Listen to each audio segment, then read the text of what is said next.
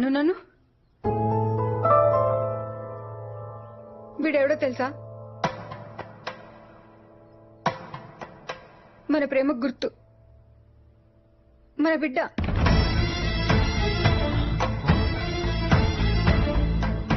కన్యాకుమారి ఏం మాట్లాడుతున్నావు? నేను హైదరాబాద్ వెళ్ళేసరికి నాకు 2వ నెల.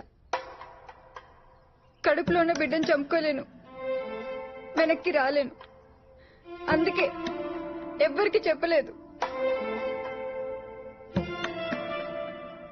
ఒక్కరినే ఎంత కష్టమైనా వీడిని పెంచుతున్నాను. నీకెప్పటికీ చెప్పకపోదును, కానీ నువ్వు పెళ్లి చేసుకుంటున్నావు. రేపొద్దున వీడు మా నాన్న ఎవరు అంటే నేనేం చెప్పాలి?